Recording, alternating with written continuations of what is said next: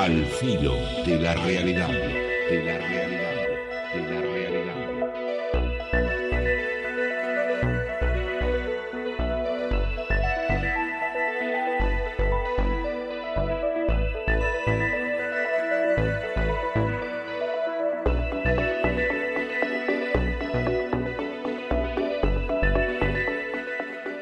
Ha excomulgado a los masones y décadas atrás los ha recogido de vuelta en su seno.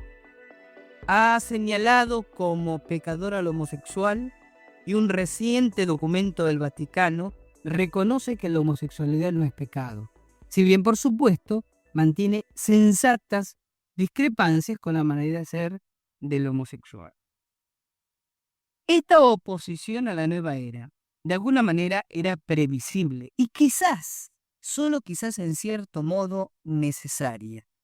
Porque la nueva era, una apertura, una atomización de las religiones convencionales, la compulsiva búsqueda de que hay otras cosas, otras verdades y otras maneras de conocer la vida y el universo, que la verdad no puede estar solo en poder de unos pocos que bajan línea, como decimos los periodistas, sobre cómo deben pensar los demás, que elevan su dedo pontificador diciéndonos cómo viene la mano.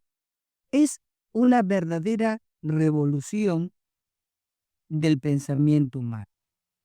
Como toda revolución, tiene una etapa crítica, unos primeros tiempos donde se cometen injusticias, donde algunos ideólogos de esa revolución se desvían del camino, donde otros encuentran la oportunidad para llevar agua a su propio molino y explotar la credulidad ajena en bien de la propia satisfacción. Pero no podemos, otra vez, meter todos los gatos en la misma bolsa. Como dije en algún momento, no podemos alentar actitudes macartistas, no podemos pedir a gritos una nueva Inquisición. Una nueva no, la misma, la Inquisición no muerto, solo que ahora está, digamos, más atemperada, ¿no? Como estructura jerárquica religiosa.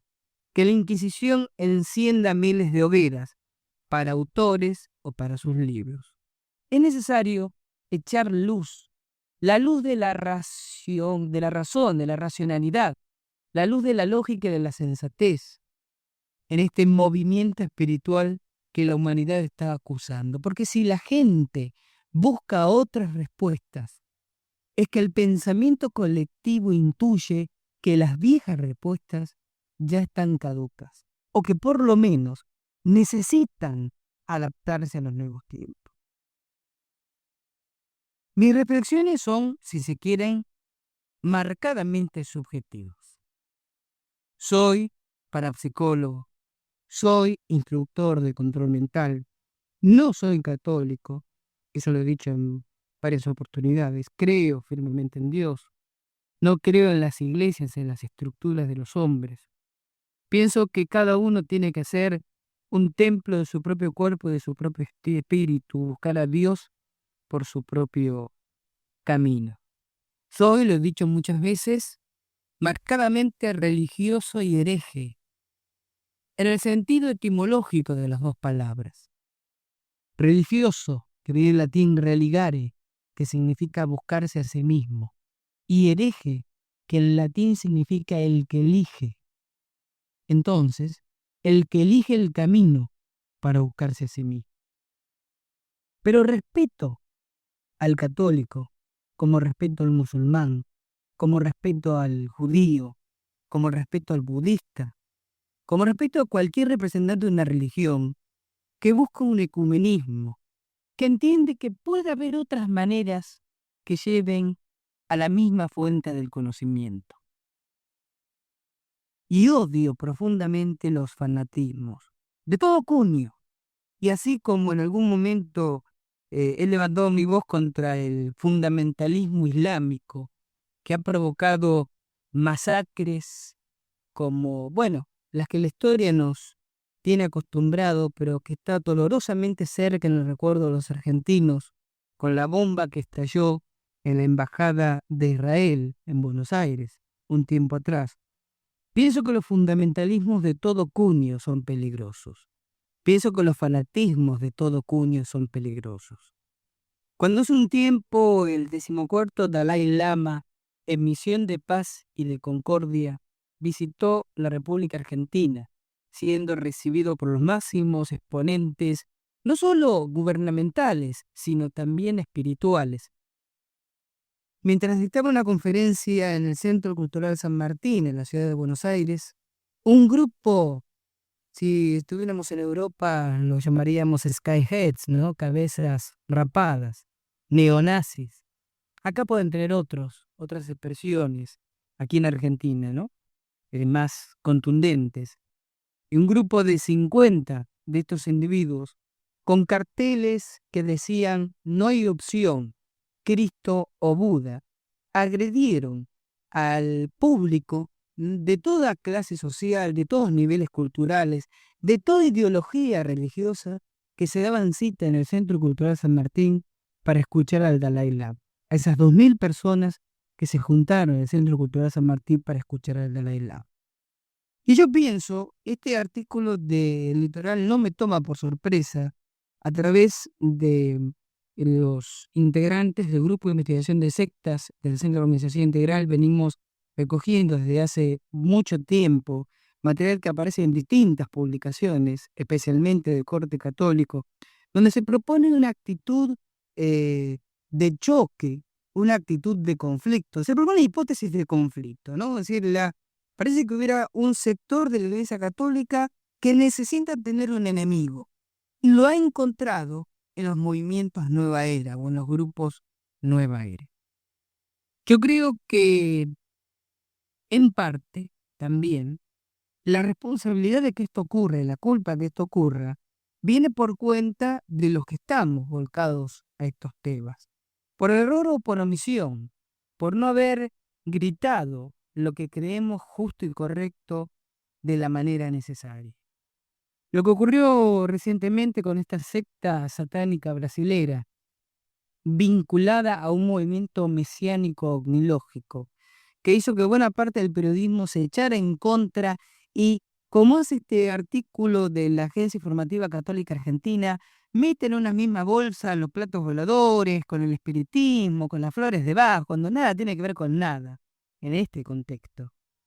Es responsabilidad de todos aquellos que cuando algunos difusores de estos temas, como en el caso de quienes habla, salíamos diciendo, ojo con esto, cuidado con aquel, lean de esta manera tal bibliografía, tal folletín, nos decían, no, pero ¿para qué se oponen? ¿Por qué no tiran buenas ondas? ¿Por qué no dejan que cada uno piense como quiera? Ahora vamos a pagar las consecuencias. Si en las próximas semanas las autoridades gubernamentales, las autoridades culturales o policiales de la República Argentina implementa una actitud coercitiva o represiva, desde el líder de una secta pseudoespiritual hasta un pobre instructor de control mental de una ciudad del interior, no tenemos mucho derecho a quejarnos. Nos va a pasar un poco como decía aquel poema. La semana pasada lo llevaron detenido a mi vecino que era comunista, pero a mí no me importó, porque no soy comunista. Días después, se llevaron preso al sacerdote de la parroquia, pero a mí no me interesó porque no soy católico. El lunes, detuvieron a otro vecino mío, que era judío, pero a mí no me interesa porque no soy judío. Ayer, pusieron en prisión a quien vive en la vereda de enfrente, que era comerciante, pero no me interesa porque yo tampoco soy comerciante. Hoy me llevan preso a mí, pero ya es demasiado tarde. Vamos a ir a otro tema musical. Cuando regresemos, seguimos tratando de echar un poco más de luz en este tema de la nueva era.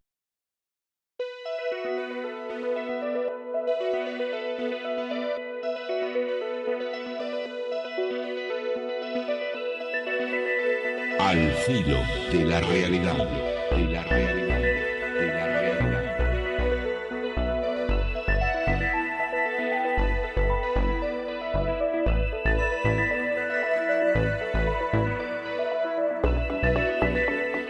Y claro, tenía que pasar, ¿no? Yo dije, el problema de decir lo que uno piensa, ¿m? Es que a veces hay gente que se enoja con uno.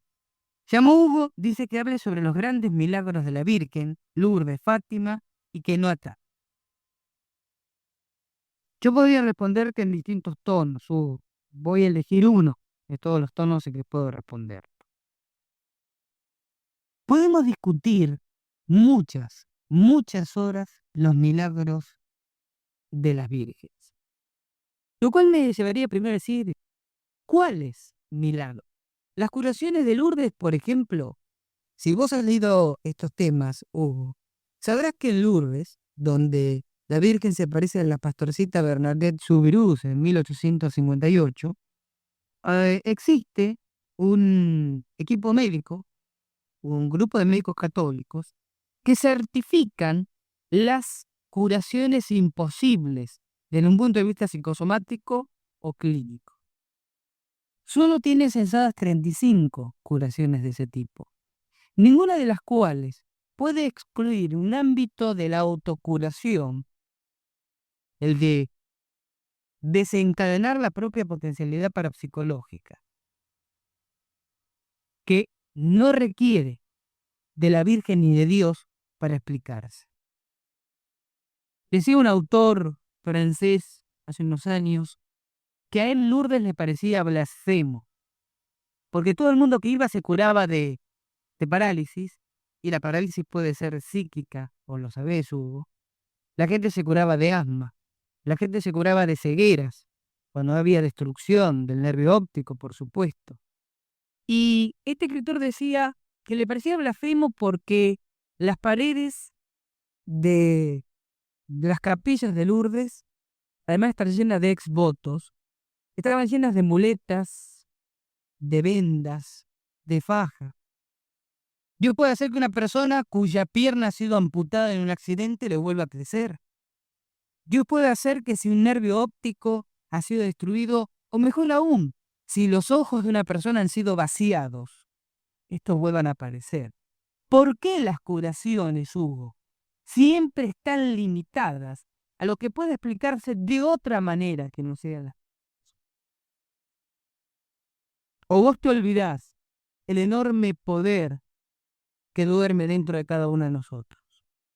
¿Vos te olvidás de las madres que, viendo a los hijos aprisionados por maquinaria, superautomóviles, con 400 a 500 kilogramos de peso, en un estado de violenta alteración de conciencia en la desesperación, lograron levantar en el aire esa maquinaria o ese automóvil para sacar a su hijo del peligro? ¿Vos te olvidás que la mayor parte de los signos de posesión demoníaca, como la ignorancia secular, viene mencionando a ese hecho de hablar en otros idiomas, girar la cabeza a 180 grados, desarrollar una fuerza que 8 hombres poderosos no pueden controlar, puede ser explicado desde el ámbito de la parapsicología? Es atacar, decir lo que realmente uno piensa, Hugo. Por suerte, Hugo, vos y yo no vivimos en la época de la Inquisición, porque por gente como vos, que por lo que digo interpreta ataques, yo hoy tendría una denuncia ante el brazo secular de la Iglesia y seguramente una hoguera que me estaría esperando. Los grandes milagros. Fátima, 17 de febrero de 1917. El sol bailó, realizando 3 amplios giros ante 70.000 personas. Y esto es interesante, de los cuales la mitad lo vieron y la otra mitad no. ¿Psicosis colectiva quizás? Claro, vos me dirías, la fe de los 35.000 que no lo vieron les impidió ver, pero si el fenómeno fuera realmente milagroso, se manifestaría con absoluta objetividad. ¿Por qué siempre la aparición mariana es ante los creyentes, especialmente los de más bajo nivel o formación intelectual? Y nunca hay manifestaciones ante los no creyentes, que es precisamente hacia donde habría que extender el brazo de la evangelización. ¿Por qué no suponer, si es que realmente ocurrió el fenómeno del sol bailando en Fátima, que estamos ante un fenómeno que quizás tiene más de ovni, ¿m? Un círculo de fuego que gira en el cielo. Porque los pobres pastorcitos analfabetos, en el Portugal de 1917, ni pensaban en naves extraterrestres. Todo lo que salía de lo común era milagroso. ¿M? ¿Por qué no pensar en un ovni? Si, como se sabe, en ese momento el sol seguía brillando cerca del horizonte. No era el sol entonces lo que bailaba entre el cielo encapotado frente a los testigos. ¿Por qué siempre el dolor para los penitentes? ¿Por qué la gente se somete a pruebas de dolor o estas apariciones marianas? Y yo no quiero comprometer a la pobre Virgen María o al pobre Jesús o al pobre Dios en esta historia. Siempre ponen como moneda de cambio, como bien de uso, la condición de la penitencia y el sufrimiento a los penitentes y a los visionarios que toman contactos con ellos. ¿Por qué otra vez, históricamente, las apariciones marianas rescatan esa fase oscura del catolicismo, la religión del sufrimiento, del dolor, en vez de la religión del amor, de la luminosidad, de las ideas claras, de las mentes abiertas que aman aún, Hugo, a los que no piensan como ellos? ¿Por qué el catolicismo tiene ese lado oscuro, en el cual quizás personas como vos, Hugo, se alimentan? ¿Y por qué sostener la creencia en unas apariciones marianas, de las cuales la misma Iglesia Católica descree? Porque si nos remitimos, no nos remitamos a la pavada pública, ¿no? Aparece una supuesta Virgen llorando en el barrio de San Agustín y nunca faltan 60 o 70 fanáticos que van gritando a decir: acá la Virgen se manifiesta.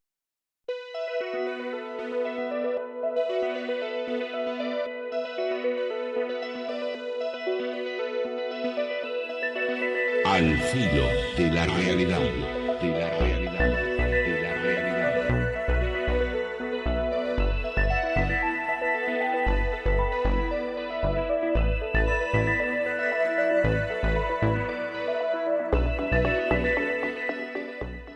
¿Y por qué sostener la creencia en unas apariciones marianas, de las cuales la misma Iglesia Católica descree?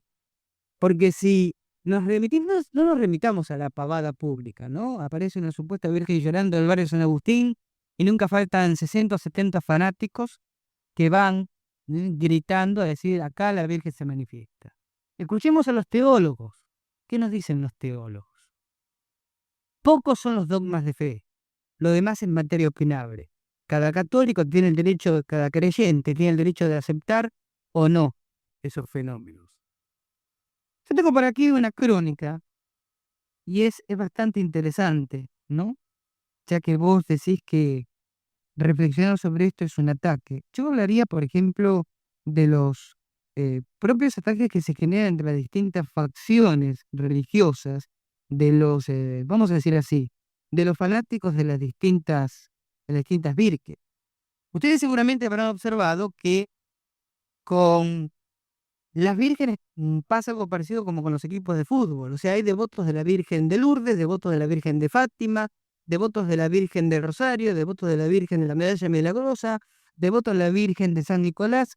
Y existen grupos que realmente, bueno, les tienen algo parecido a la bronca más abyecta a todo otro grupo que pertenezca a otra virgen que no sea la de ellas, como si hubiera distintas vírgenes, como si las vírgenes no fueran uno. Y uno se preocupa pensando que puede haber ámbitos donde esto se estimula, niveles de tomas de decisiones donde de alguna manera se empuja a la gente a tomar esta especie de partido por, bueno, por formas, yo estaría tentado a decir, fundamentalistas y fanáticas de pensar.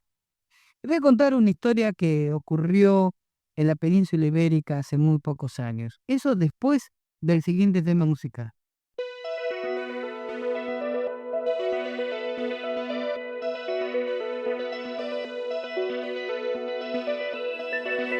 Al filo de la realidad, de la realidad, de la realidad.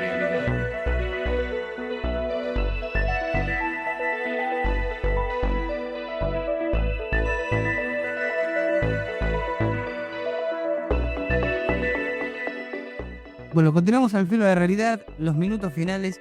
Quiero leer 2 citas. Una de las citas que tengo aquí, les dije les iba a comentar un hecho vinculado al tema de las apariciones marianas. Dice Salvador Freixedo, en el libro Las apariciones marianas, precisamente.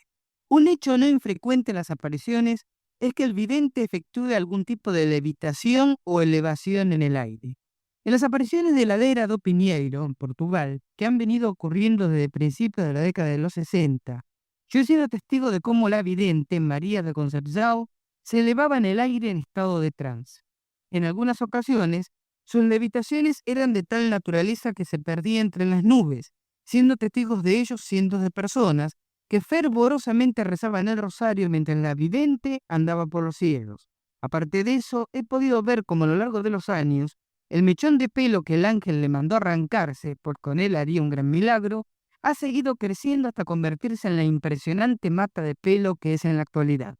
Además, allí ha habido comuniones milagrosas, lluvias de hostias del cielo, imágenes de Cristos sangrantes, curaciones repentinas, etc. La Era do Pinheiro no dista mucho de Fátima, y un buen día, los devotos, creyendo que los portentos de la Deira quitaban fuerza en los de Fátima, irrumpieron en la pequeña aldea mientras la vidente, acompañada de otras personas, rezaba el rosario, y le prendieron a golpes con todo el mundo. Una de las personas allí presentes murió a consecuencia de los golpes y a la vidente le arrancaron los dientes de una patada. Las autoridades religiosas nunca han querido dar su aprobación a lo que acontece en la Beira. Por el contrario, han prohibido a los sacerdotes que acudan al lugar. Más adelante, Freixedo se pregunta si realmente la Virgen María está detrás, si ella y no otra cosa está detrás de las apariciones de la Era do Pinheiro. ¿Por qué no protegió a sus fervorosos creyentes y dejó que una fuera destrozada, su rostro de una patada, y que otra ferviente creyente, muriera a consecuencia de los golpes? Después hace hincapié Freixedo en la gran cantidad de predicciones, catástrofes, guerras, catástrofes telúricas, y hace este comentario. Tú, lector tranquilo, del fin del mundo debido a catástrofes telúricas, de momento nada. Las verdaderas catástrofes, está hablando alguien que tiene muchos años dentro de la congregación jesuítica. Yo creo que sabe de lo que habla. Las grandes catástrofes se llaman sida, cáncer, hambre, guerra, incendios forestales, vertidos de petróleo en el mar, contaminación atmosférica, sequía, militarismo y toda la caterva de políticos buscones y paranoicos que rigen este desventurado planeta. Esas sí son catástrofes contra las que tenemos que estar siempre alerta. Sin embargo, cuando los videntes fallan, los mismos que los engañaron se encargan de darles razones para explicar la inexactitud de sus predicciones. Y los videntes, más toda una ingente multitud de papanatas, se volverán a tragar las mentiras que les digan. Qué fácilmente nos dejamos engañar. Por último, tenemos que añadir que en muchos de los mensajes marianos, el sexo, siguiendo una larga tradición cristiana, es vilipendiado con saña, como algo malo por sí mismo y que tiene una perversión específica.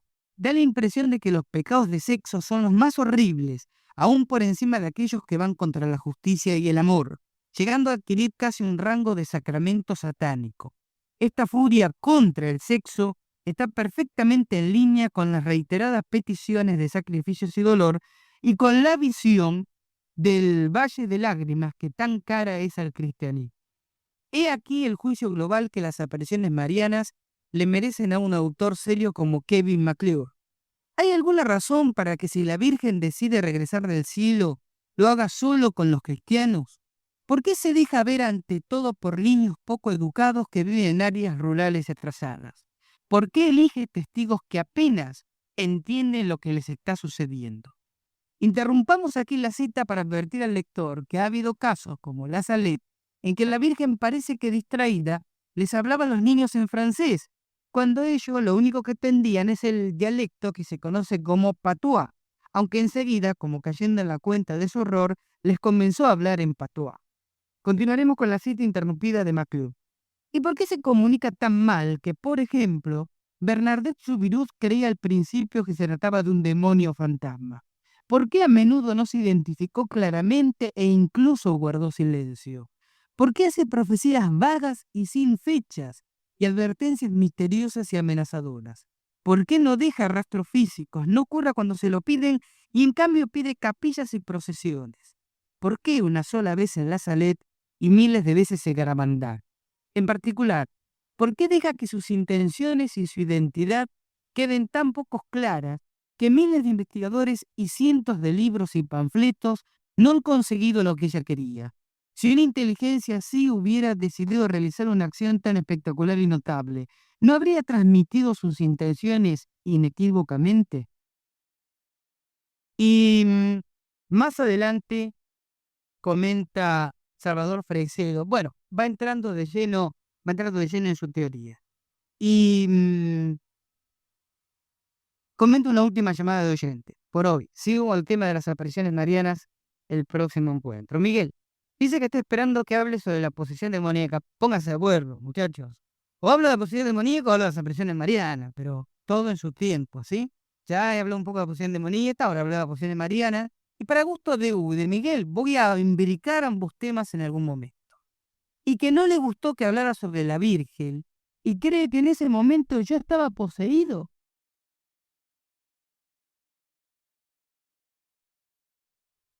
No es que se interrumpió la transmisión, ¿no?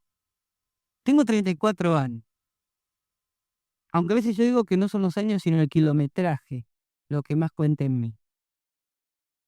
Y no te molestes, Miguel, pero, claro, yo tendría que decir, me sigue desilusionando advertir que del otro lado del receptor hay un montón de gente sensata e inteligente que me escucha. Ojo, pongámonos de acuerdo, para mí no es sensato e inteligente el que está de acuerdo conmigo. ¿Mm? Para mí es sensato e inteligente el que disiente conmigo, quizás, pero fundamenta, argumenta. Y no el que se sienta, quizás como vos, Miguel, o como Hugo, esperando que yo hable.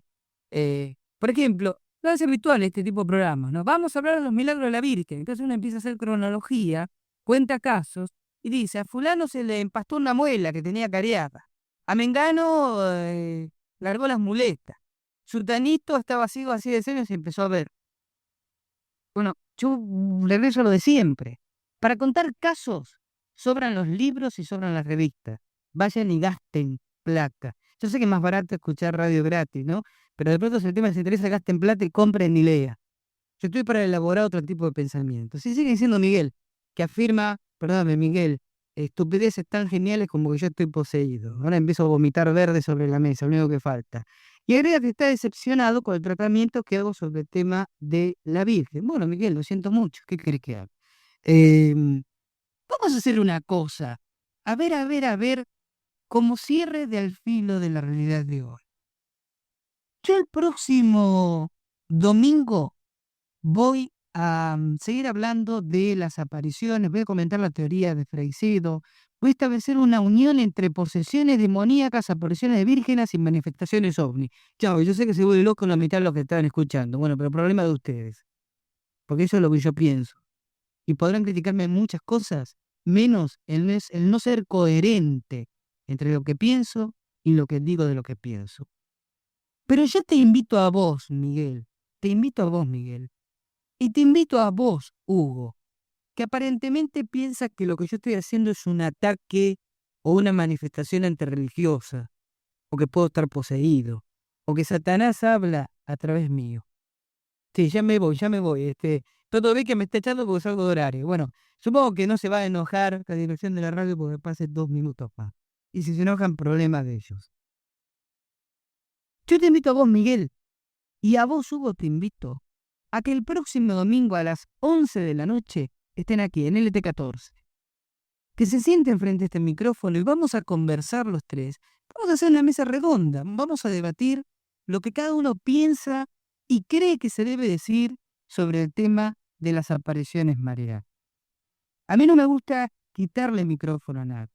Y yo te podría decir, Miguel, y sería muy fácil, bueno, mira, hay otras emisoras donde vos podés escuchar lo que vos querés escuchar. Y esto me da la razón una vez más.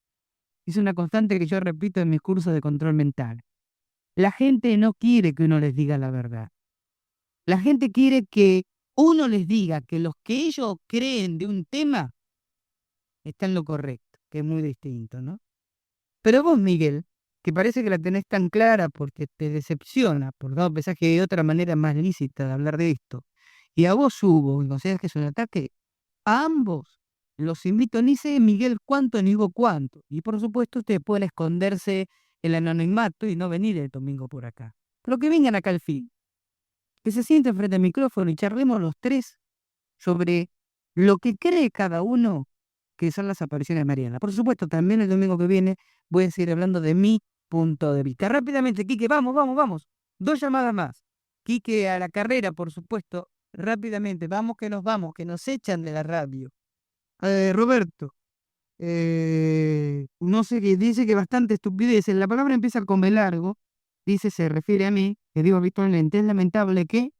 Es lamentable que en los años que tiene la emisora haya una persona que esté diciendo semejantes cosas en los micrófonos. Bueno, evidentemente, si Roberto dice que bastante estupideces, necesito, la palabra empieza con B larga, no sé si me explico. ¿Sí? Bueno, aparte de educación, de faltarle a Roberto, le falta sensatez, porque si piensa que yo digo bastante estupideces, es que hace bastante domingo que me viene escuchando.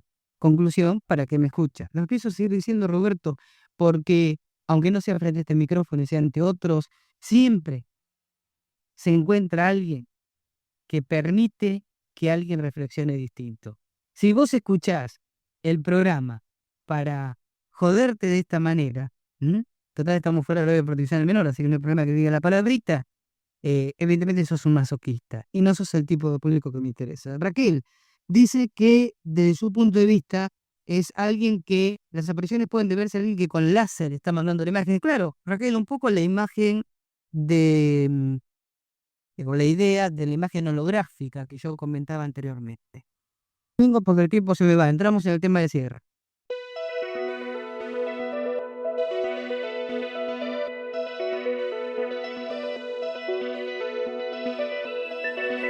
Al filo de la realidad, de la realidad, de la realidad.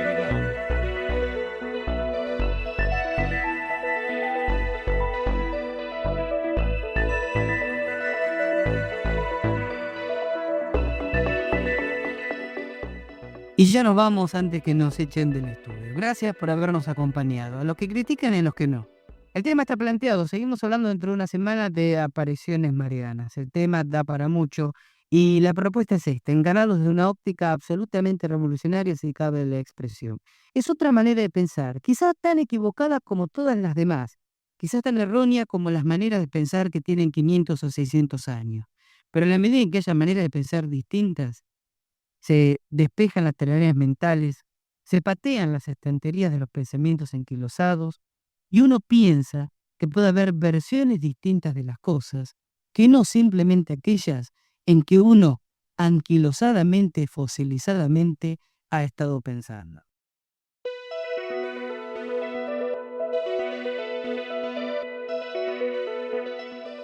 Gracias por habernos acompañado. Nos encontramos dentro de 7 días. Chao.